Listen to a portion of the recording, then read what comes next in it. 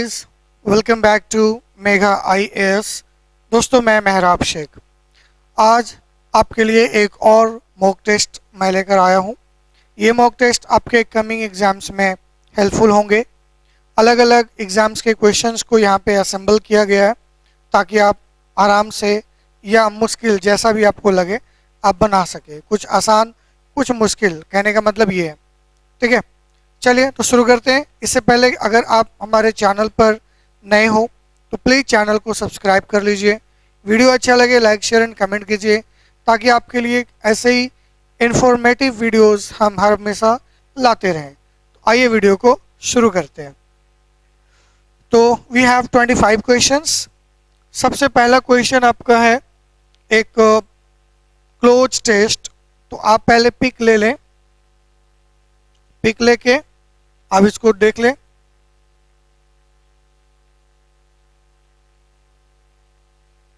चले, पिक ले लिया होगा। अब इसको हम लोग सॉल्व कर लेते हैं।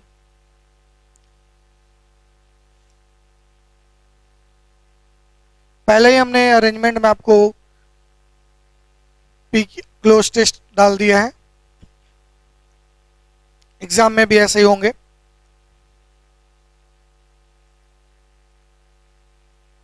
तो यहाँ पे हमारा पहला जो क्वेश्चन है, ऑल ऑफ अ सडन, कह रहा है अचानक एक भालू जो है वो आ गया आउट ऑफ इट्स केव, अपनी गुफा से। अभी आप यहाँ समझ लीजिए एक चीज़ जो सीखने के लिए है कि जो भालू है या बेयर होता है उसके रहने की जगह को भी हम केव कहते हैं। ठीक है, भालू के रहने की जगह को केव कह सकते हैं। ये आपको पैसेज ही बता रहा है।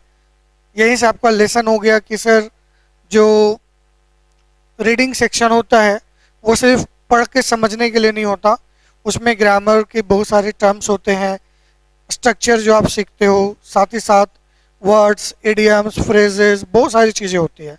आप पढ़ते होंगे, आपको पता होगा। तो यहाँ देख लीजिए, आप सीखिए, इस तरह से चीज़ें सीखी जाती हैं। खैर पूरा भी मैं एक्सप्लेन नहीं करूँगा, इसके लिए मैं द हिंदू का एक्सप्लेनेशन करवा रहा हूँ। एक दो दिन बाद उसको भी मैं आपको दूंगा। ठीक है, मेन पर्पज़ हिंदू का वही रहता है। तो एक भालू जो है अचानक क्या किया, अपने गुफा से आया और इट बिगेन टू, और गुफा से निकलने के बाद जानवर क्या करता है तो चिल्लाता है। अब भालू शाउट तो नहीं करेगा, चिल्लाया। चर्प, चहचहाना, पक्षी चहचहाते हैं। रोअर मतलब गुर्राना होता है या गरजना। ग्रंट का मतलब होता है धीरे धीरे गुर्राना, धीरे धीरे, जैसे कोई हॉग वगैरह जंगली पिग होता है वो अंदर ही अंदर डीप लेकिन थोड़ा थोड़ा गुर्राना। और भालू थोड़ा थोड़ा नहीं गुर्राता है। ठीक है, तो answer is roar. It began to roar, वो गुर्राने लगा। रोअर हम शेर के लिए भी यूज करते हैं ना, टाइगर भी रोअर करता है। बोथ फेल्ट टेरिफाइड, दोनों डरे हुए हो गए या डर महसूस करने लगे। अब ये दोनों कौन है, कहानी का बिगनिंग हमने नहीं देखा कुछ। फिलहाल यहाँ जो भी है दो कैरेक्टर हैं, तो दोनों क्या हो गए, डर गए। द फेयर वेदर फ्रेंड, देखिए यहाँ पे एक फ्रेज आ गया है। फेयर वेदर फ्रेंड मतलब होता है एक ऐसा दोस्त जो अच्छे समय में आपका साथी है और बुरे समय में आपका साथ छोड़ देता है। इसको फेयर वेदर फ्रेंड कहते हैं। तो जो बुरे समय का साथी मतलब अच्छे समय का साथी है वो क्या किया, भागा। तो भागा तो कैसे भागा, अब ये वर्ब है तो वर्ब के बाद क्या होगा, जाहिर सी बात है एडवर्ब होगा। क्विक एडवर्ब नहीं है, ये नहीं है, ये भी नहीं है, तो हम हार्ड ले सकते हैं। हार्ड एडजेक्टिव और एडवर्ब दोनों होता है। ठीक है, जब हम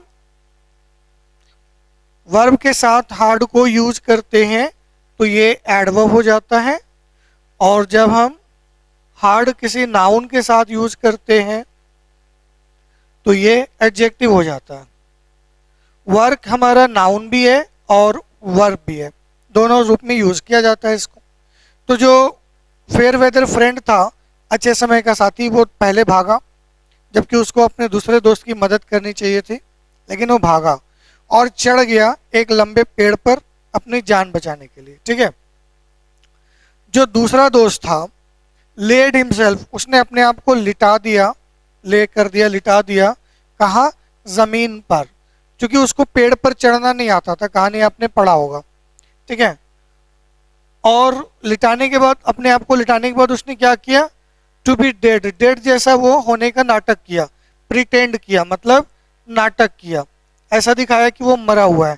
क्योंकि कहीं ना कहीं उसने सुना पड़ा होगा कि भालू जो है मरे हुए इंसान को नहीं खाता, तो उसने अपनी सांसें रोकी और वो जमीन पर ही लेट गया। ओके, तो अलार्म का मतलब क्या होता है? सतर्क, ये तो होगा नहीं। पोजीशन किया मतलब अपने आप को एक पोजीशन पे रख दिया।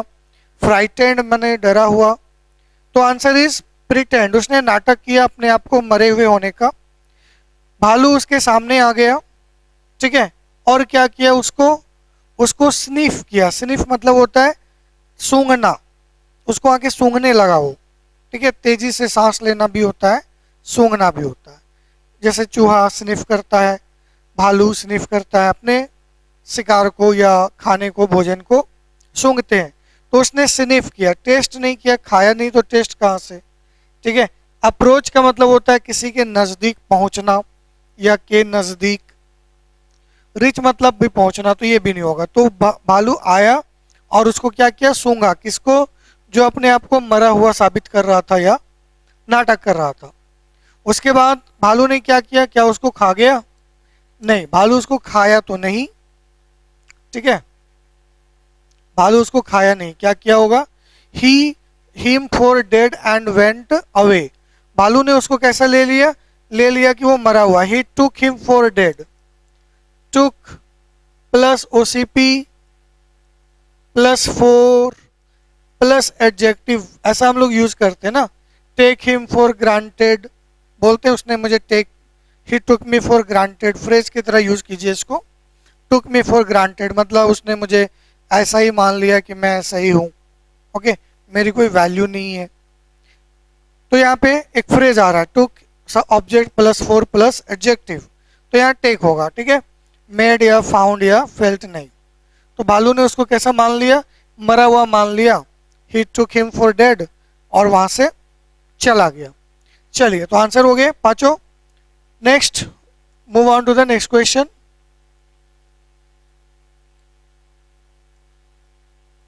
Question number 6 to 7। तो क्वेश्चन आप देख ले रहे हैं, एक्टिव पैसिव वॉइस। ओके, पुराना सवाल है, आपने कभी बनाया होगा।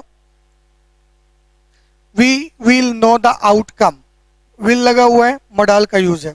हमको पता है कि विल अगर एक्टिव वॉइस में हो तो पैसिव में विल बी होता है, ठीक है। चलिए, रूल यही है। तो जिसमें विल बी नहीं है उसको हटा दीजिए। देखिए, यहाँ विल बी है और यहाँ भी विल बी है। अब सब्जेक्ट क्या होगा? आउटकम विल बी नोन या आउटकम ऑफ दीज एक्सपेरिमेंट्स। तो यहाँ तो लिखा हुआ है the outcome of these experiments, ये पूरा ऑब्जेक्ट बनेगा ना, ये तो पूरा ऑब्जेक्ट बनेगा। मतलब कि यहाँ तो खाली आउटकम लिया है और यहाँ लिख दिया ये दीज एक्सपेरिमेंट्स ये साइड में, तो आंसर होगा पहला। मेन ट्रिक क्या है? एक्टिव में अगर विल है तो पैसिव में क्या हो जाएगा? Will be. किसी भी मॉडल का यही होता है, will be, shall be, could be, can be, may be, might be. चलो, ठीक है। नेक्स्ट, ये भी आपको वॉइस का ही दिया हुआ है। This word can not be.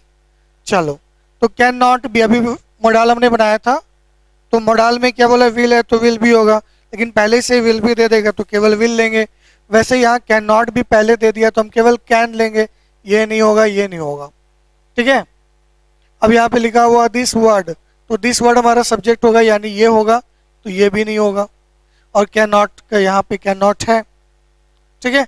असेनमेंट can not utter this word, एक समझदार आदमी ये शब्द नहीं कह सकता। अटर मतलब टेल, कहना। Next, voice very easy in all respects, आपको भी लगता होगा, और नहीं तो वेट कीजिए, मैं आपको पढ़ाऊंगा। Away he said to the man, do not trouble your family anymore. ये आपका नरेशन है, ठीक है ना, नरेशन है। और ये कौन सा नरेशन है? इनडायरेक्ट स्पीच और डायरेक्ट स्पीच दिया हुआ है, और यहाँ से शुरू है अवे, और फिर यहाँ डू नॉट है। ये आपका इम्पेरेटिव सेंटेंस है। इम्पेरेटिव सेंटेंस के बारे में आपको पढ़ा होगा, ये 2 + V1 से स्टार्ट होता है, ठीक है, चलो। तो यहाँ पे डू नॉट का क्या हो जाएगा, और हम लोगों ने ये भी पढ़ा है, अगर आपने नहीं पढ़ा है तो याद रखिए इसको। डू नॉट का नॉट टू हो जाएगा, नॉट टू। डू नॉट का नॉट टू, तो डू नॉट का नॉट टू कहाँ कहाँ पे नहीं है उसको निकाल दो। यहाँ पे नॉट टू नहीं है, नॉट है, टू नहीं है, इसमें भी नॉट है, टू नहीं है।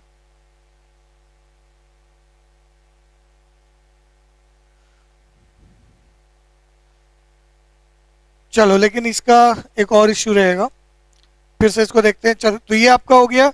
अवे से स्टार्ट किया, आज the man to go away and the family anymore. देखिए, जो चीज़ें मिसिंग है पहले वही देख लीजिए आप। योर, योर इसका चेंज होना चाहिए, कुछ तो होना चाहिए। योर फैमिली का कहीं कुछ नहीं दिया, हटा दो इसको। सेकेंड वाले में man not to family the family, इसमें भी योर फैमिली का कुछ नहीं है, योर नहीं है। अभी इसमें योर का योर छोड़ दिया है, तो बचा कौन, डी। अगर हमारे सब्जेक्ट डायरेक्ट स्पीच में स्टेटमेंट में प्रोनाउन है तो वो चेंज होगा, ठीक है ना। कौन सा चेंज होता है, आपका वन चेंज होता है, टू चेंज होता है, नॉर्मली यही होता है। थर्ड पर्सन हम चेंज नहीं करते, तो ये तो सेकेंड पर्सन है तो ये तो चेंज होगा, तो किसी में तो होगा। तो यहाँ तो कुछ किया ही नहीं, इसमें इसमें और इसमें तो सेम टू सेम कर दिया, तो बचा कौन, डी। एलिमिनेट करके बना सकते हैं, ठीक है। चलिए, क्वेश्चन नंबर 9 नरेशन ही है। Sita, he said Sita when is the next train, when is the next train। तो when is का क्या हो जाएगा, यहाँ देखिए, Sita when the next train was, said to Sita when the next train was। said तो नहीं होगा, पूछ रहा है ना। चलिए, इसमें was वर्ब कुछ है ही नहीं, इसमें is का is छोड़ दिया, तो बचा कौन, B. He asked Sita when the next train was, क्योंकि अगर यहाँ is है तो हम इसका was निकालते हैं, है ना। तो was किसमें, दो जगह था, लेकिन इसमें क्या किया, सेड कर दिया। उसने सेड नहीं, ये पूछ रहा है, बंदा पूछ रहा है तो आस्क जाएगा ना। He asked Sita when the next train was। Next,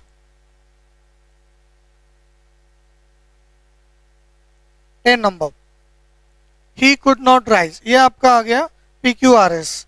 मैंने कहा था पुराने जगहों से लिया गया है, तो ये वाले मॉडल के भी क्वेश्चन है। अभी आपको 1 एंड ABCD दे देता है, पहले PQRS था, आज भी है, दूसरे एग्जाम्स में मिल जाएंगे आपको। तो अभी आप यहाँ ऑप्शन देख लेते हैं, PRSQ है, QP, ठीक है, बढ़िया है।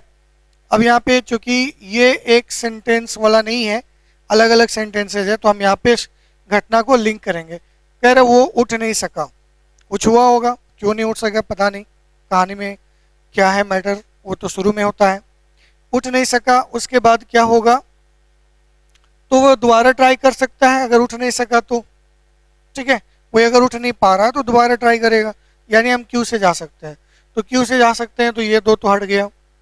दोबारा ट्राई करने के बाद क्या हुआ, at he tried again with all his might, अपनी पूरी ताकत से उसने दोबारा कोशिश की, लेकिन किसी काम का नहीं। All at once, in the distance, फिर अचानक या फिर तुरंत उसने दूर कहीं एलिफेंट की ट्रम्पेट को सुना। एलिफेंट का चिंगाड़ना ट्रम्पेट होता है, ठीक है। तो क्यू से गया तो QP तक तो दोनों का बराबर है। अब है कि P के बाद S या R, तो उसने क्या किया, जब वो आवाज सुना, ठीक है, तो next moment he was on his feet. जैसे ही हाथी की चिंगाड़ सुनी तो अगले पल वो अपने पैरों पे खड़ा हो गया। पहले उठ नहीं पा रहा था, लेकिन हाथी की चिंगाड़ सुन के वो उड़ गया, तो ये आपका हो जाएगा। उसके बाद ही स्टेप्ड इनटू द रिवर, वो नदी में आगे गया, कदम अपने नदी की ओर बढ़ाया, और कह रहा है it was colder than usual, और नदी जो था पहले से ज़्यादा कोल्डर था, ठंडा था।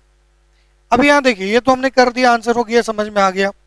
मैंने ऐसे लिंक किया था कि रिवर है, यहाँ लिखा इट वाज कोल्डर, कोल्डर क्या था, हाथी कोल्ड था नहीं, बंदा कोल्ड था जो व्यक्ति है नहीं, तो इसमें कोल्ड था क्या, तो रिवर। मतलब एंड में हम किससे जा सकते हैं, एस से, ठीक है।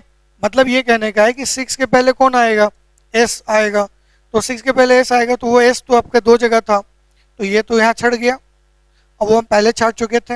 अब इसमें था कि एक्स तो एंड में है लेकिन शुरू में पी तो नहीं आ रहा था ना, ऑल इन द डिस्टेंस नहीं, तो फिर बचा answer C. Okay, next 11 to 12 pick ले लें। अ थिंग और पर्सन बिहाइंड टाइम, मतलब ऐसी चीज जो कि क्या हो, पुरानी हो, पुराना, एंटिक। एंटिक हम जानते हैं ओल्ड, पुराना, एंटिकेटेड। लेजी, इंडोलेंट एंड स्लगिस, तीनों एक ही है, एक ही बिरादरी के, मतलब स्लो, डल, एक ही बिरादरी के, ठीक है। स्लो, डल, स्लोद, स्लगिस बोलते हैं, स्लगार्ड भी बोलते हैं, इसके बहुत सारे वर्ड आते हैं। ये कौन सी बिरादरी के हैं? डल, सुस्त, स्लो, डोल डोल के काम करता है, इंडोलेंट। तो आंसर है जो पर्सन है, और एक पर्सन या चीज जो पुरानी हो जाए उसको एंटीक बोलते हैं, एंटिक्वेटेड। एपिक्यूरियन मतलब भुक्खड़ होता है, तो खाने पीने से रिलेटेड है, तो आंसर इज एपिक्यूरियन। सिनिक मतलब शक्की, जो हर चीज में शक करता है, मतलब वो ऐसा मानता है कि इंसान जो भी करता है वो कुछ ना कुछ फायदे के लिए करता है, मतलब हर चीज में दोष देखता है वो, ठीक है। दोषदर्शी आदमी कह सकते हो, क्या कह सकते हो? दोषदर्शी, वो हर चीज में दोष देखता है। अगर मैं यहाँ पे यूट्यूब पे आपको पढ़ा रहा हूँ तो जो सिनिक होगा वो कुछ ना कुछ सोच रहा होगा कि ये अपने फायदे के लिए कर रहा है। सिनिक व्यक्ति यही सोचता है। स्टोइक मतलब क्या होता है? ये होता है सहनशील व्यक्ति, जो हर चीज को सह लेता है। He is beyond pleasure and pain, वो दुख सुख से परे होता है, स्टोइक बोलते हैं, सहनशील। मेटेरियलिस्टिक मतलब भौतिकवादी, वैसा व्यक्ति जो भौतिक सुखों में ही खोया है, धन दौलत सुख चैन आराम, अच्छा खाना, खाना भी आ जाएगा, बट सिर्फ खाने पीने की हम बात करेंगे तो एपिक्यूरियन आएगा, ग्लूटॉन आ जाएगा, गवर्नमेंट आ जाएगा, है ना, गवर्नमेंट, गवर्नमेंट, गवर्नमेंट। चलो नेक्स्ट, बहुत से वर्ड है, वोकैबुलरी की कमी नहीं है, एक पूछोगे मैं 10 बता सकता हूं। The chair is made of, common error आ गया है, तो कोई चीज बना है, कुर्सी बनी है वुड की, लकड़ी की, तो लकड़ी मटेरियल नाउन है, आर्टिकल नहीं लेगा, तो यहाँ एरर हो गया। अमेरिका सेल करता है आर्म्स, मतलब हथियार, तो यहाँ एरर हो गया पाकिस्तान को। बहुत ही आसान, जो पुराने बच्चे होंगे जान रहे होंगे, नए के लिए दिक्कत होगा। सीज मतलब होल्ड करना या पकड़ना, अचीव मतलब पाना या प्राप्त करना। लीजर मतलब क्या होता है? खाली समय, कोई लीजर टाइम बिता रहा है, मतलब फुर्सत का पल। वियर्ड का मतलब होता है भयानक या डरावना। अब इसका स्पेलिंग रॉन्ग है, तो वियर्ड का स्पेलिंग होता है WEIRD। ऑकवर्ड, वियर्ड मतलब थोड़ा अटपटा, ऑकवर्ड, ठीक है, तो स्पेलिंग रॉन्ग था, रॉन्गली स्पेल्ड ढूंढना था, वो हो गया। फ्लैग्रेंट में ई की जगह ए होगा। रिपेंट मतलब पछतावा, पछताना। सरपेंट कहते हैं सपेरा को। रेवरेंट का मतलब ये रेवरेंट है, आदर से जुड़ा, भक्ति युक्त, मतलब ऐसा व्यक्ति जो किसी का एकदम भक्त है, रेवरेंट है, बहुत रिस्पेक्ट करता है इन दैट केस। फ्रेग्रेंट का मतलब हो गया FLAGRANT, ये हो गया ज्वलंत अवहेलना। अब इतना शुद्ध हिंदी लिखना तो मुझे भी अच्छा नहीं लग रहा, पर मीनिंग वही है। फ्लैग्रेंट मतलब कोई चीज जो बहुत ही इनऑफेंसिव हो, मतलब ऑफेंसिव हो, ठीक है, ऑफेंसिव, खराब हो, दोषपूर्ण हो, या बेईमानी टाइप का, बहुत तरह के नेगेटिव वर्ड ले सकते हो, ये नेगेटिव सेंस है, offensive. Pillar to post. Next we have idioms. Give the meaning of the idioms. Pillar to post का मतलब क्या है? वन प्लेस टू अनदर, मतलब यहाँ एक पिलर है, यहाँ एक पोस्ट है, यहाँ से यहाँ कोई चीज पाने के लिए आपको पिलर टू पोस्ट जाना पड़ता है, एक जगह से दूसरी जगह जाना पड़ता है, ठीक है, पिलर टू पोस्ट। रिलक्टेंट मतलब हिचकिचाना होता है, ठीक है। इनसाइट मतलब उकसाना, किसी को भड़काना, उकसाना। Option choice is no choice, no real choice at all. मतलब चॉइस तो आपको लग रहा है कि है, लेकिन एक्चुअल में चॉइस नहीं है, करना वही है जो सामने वाला चाहता है। तो ऐसी स्थिति को ऑप्शन चॉइस कहते हैं। आपको दे रहा है चॉइस, बट आपके पास कोई चॉइस नहीं है। ठीक है,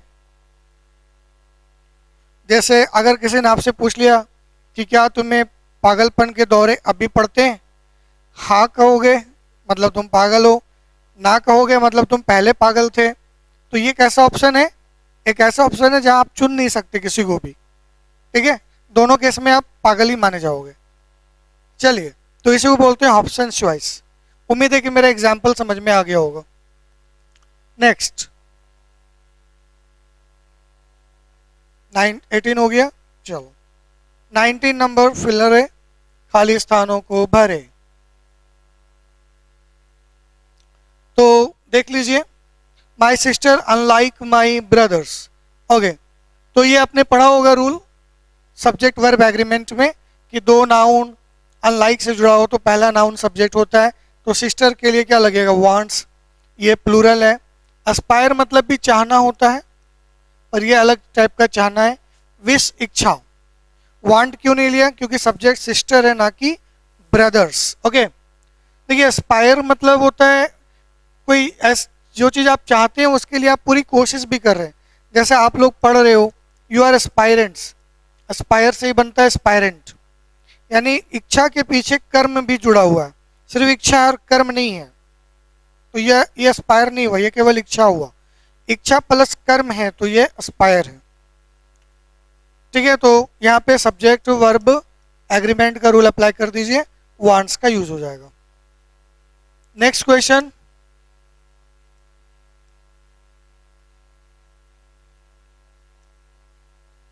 ये इंप्रूवमेंट का क्वेश्चन है। ओके, तो यहाँ पे हम देख रहे हैं कि ये आपका आरवी है, reported speech, reported verb, reporting verb, reported speech, यानी कि आपका नरेशन का स्टेटमेंट है। नरेशन के स्टेटमेंट में आरवी में जब हम आस्क लगा दे, इंट्रोगेटिव सेंटेंस हो, WH वर्ड का यूज हो, तो WH के बाद क्या होता है? सब्जेक्ट वर्ब होता है, चाहे जितनी बार भी लगे। यहाँ भी लगा है तो यहाँ भी सब्जेक्ट वर्ब होगा। ठीक है, यही है रूल। तो यहाँ भी सब्जेक्ट वर्ब होना चाहिए। चलिए, तो जहाँ पे सब्जेक्ट वर्ब होगा वही आंसर होगा। तो who he was subject verb and why he was subject verb. यहाँ पे एक तरफ तो सब्जेक्ट वर्ब लिया लेकिन दूसरी तरफ नहीं लिया, और इसमें हैड बीन की जरूरत नहीं है। ठीक है, टीचर ने कहा इंट्रूडर से। इंट्रूडर कौन होता है? जो घुसपैठिया होता है, जो बिना इजाजत किसी एरिया में चला जाए, बिना एंट्री, बिना परमिशन के एंट्री ले डर डर के इंट्रूडर। ठीक है, तो उसे पूछा कि भाई कौन था और मेरी चेयर पे क्यों बैठा हुआ था? तो answer is a. 21, Manisha purchase the very good of all. देखिए यहाँ पे डिग्री लेना है, एडजेक्टिव लेना है, ऑफ ऑल लगा हुआ है तो आप समझ गए होंगे बेस्ट लेंगे, क्योंकि सुपरलेटिव एडजेक्टिव में हम ऑफ ऑल, इन द, ये सब यूज करते हैं। जैसे कंपैरेटिव में क्या यूज करते हैं? दैन यूज करते हैं, वैसे ही। तो यहाँ पे द बेस्ट होगा। Manisha purchase the best of all the saris kept in the shop. जितनी सब साड़ियाँ रखी थी उनमें जो सबसे अच्छी है उसने परचेज किया उसको। नेक्स्ट एंटोनिम करना है उल्टा, ट्रैजिक। तो ट्रैजिक का उल्टा कॉमिक, ट्रैजिक या ट्रेजेडी मतलब दुख या दुखद। फनी, फनी भी मजाकिया होता है, कॉमिक भी होता है, बट ट्रैजिक का लिटरल मीनिंग कॉमिक होगा।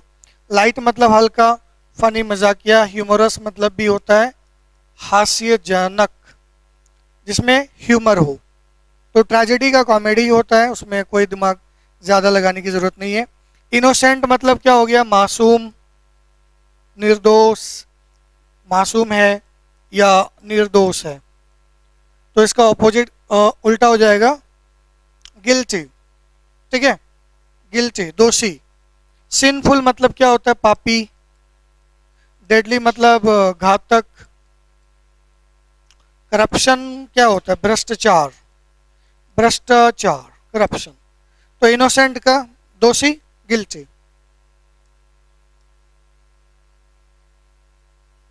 And we have last 2 questions. Grand, grand मतलब क्या होता है? भव्य, विशाल, तो स्प्लेंडेड हो जाएगा, भव्य, शानदार, ग्रैंड। ठीक है, ग्रैंड से हम वर्ड बनाते हैं ग्रैंडर, है ना, ग्रैंडर, या बनाते हैं ग्रैंडियोज, ग्रैंडियोज। तो ग्रैंड का सिनोनिम हो जाएगा स्प्लेंडेड। एरिस्टोक्रेटिक होता है जो अभिजात वर्ग के लोग होते हैं। अभिजात क्या होता है? मतलब एक बहुत ही समझदार, पढ़ा लिखा, कुलीन परिवार का जो रहने वाले लोग हैं उसको अरिस्टोक्रेटिक फैमिली बोलते हैं। एरिस्टोक्रेसी से बना। नोबल मतलब भी उत्तम होता है या बढ़िया, उत्तम, ग्रेट, महान। मूविंग मतलब जो चल रहा हो, तो शिफ्ट हो जाएगा, शिफ्ट करना एक जगह से दूसरे जगह, चलना, तो शिफ्ट करने के लिए भी चलना पड़ेगा ना। टेकिंग ले जाना नहीं होगा, टॉइंग खिलौना, टर्निंग टर्न। ठीक है, तो दोस्तों ये था आज का मॉक टेस्ट। उम्मीद है कि आपके भी 25 में 25 क्वेश्चन आए होंगे, तो आप अपना स्कोर भी बता सकते हैं।